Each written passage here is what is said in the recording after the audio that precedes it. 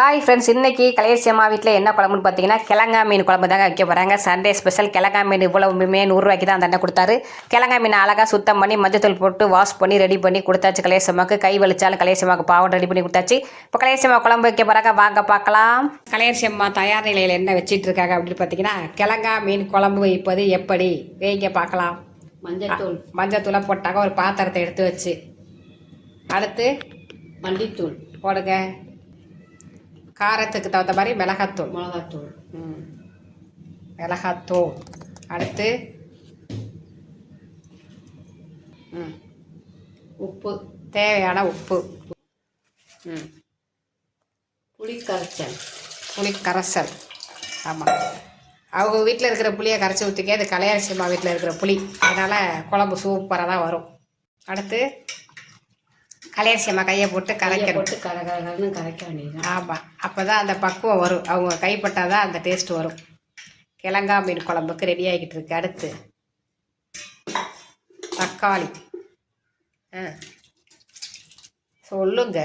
தக்காளி, பச்சை மிளகாய், வெங்காயம் போடுங்க. அடுத்து வெங்காயம். அடுத்தது மல்லித்தலை, கருவேப்பிலை போடுங்க. அவ்வளோதாங்க, குழம்பு ரெடி பண்ணியாச்சு. இதுலேயே உப்பு புளிப்பு காரம் எல்லாம் பார்த்துக்கணும், அப்படி தானே? ஆமாம்.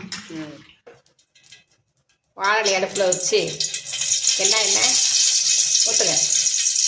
நல்லெண்ணெய். ஆமாம், செக்கில் ஆட்டின சுத்தமான நல்லெண்ணெயை ஊற்றவும்.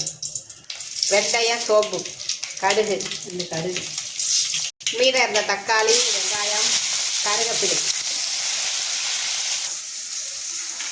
குழம்பை கரைச்சி வச்ச குழம்ப ஊற்ற வேண்டியதான். அவ்வளோதாங்க.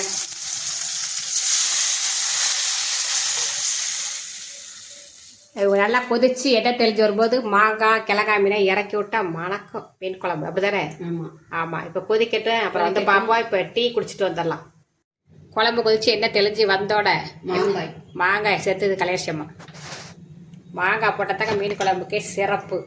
கோயிலுக்கு எப்படி கலசம் முக்கியமோ அது மாதிரி மீன் குழம்புக்கு மாங்காய் ரொம்ப ரொம்ப முக்கியம். கிழங்கா மீன் இறக்கி விடுங்க.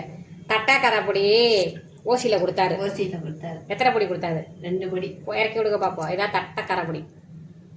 தட்டக்காரப்பொடி இறக்கி விடுங்க. உள்ளத இறக்கி விடுங்க, இறக்கி விடுங்க. எல்லாம் உள்ளே போய் குடிச்சிட்டு படுத்து கிடக்கட்டும். கலையரசி அம்மா சோறு உடிக்க போயிட்டாங்க. ஆமாம், மீன் குழம்பு வாசம் அடிக்குது, அதனால நான் வந்து திறந்து பார்க்குறேன். வரங்க, சூப்பராக ரெடி ஆகிட்டாங்க. கருவேப்பிலையை போட்டுக்கலாம். இந்த கடையில் வந்து கொத்தமல்லி தலை ஓசியில் தரல, அதனால் கருவேப்பிலையை போட்டுட்டு முடிச்சாச்சு குழம்பு. வர மீன் குழம்பு ரெடி ஆயிடுச்சு. அடுப்பு அமர்த்தி அப்படியே வச்சிடலாம். சூப்பராக ரெடி ஆயிடுச்சு. கலையரசி அம்மா சொன்ன மாதிரியே எந்த குழம்பா இருந்தாலும் செஞ்சு பாருங்கள். ஓகே, பாய் சொல்லுங்கள் கலையரசி அம்மா. பாய். பாய் சொல்லிட்டாங்க.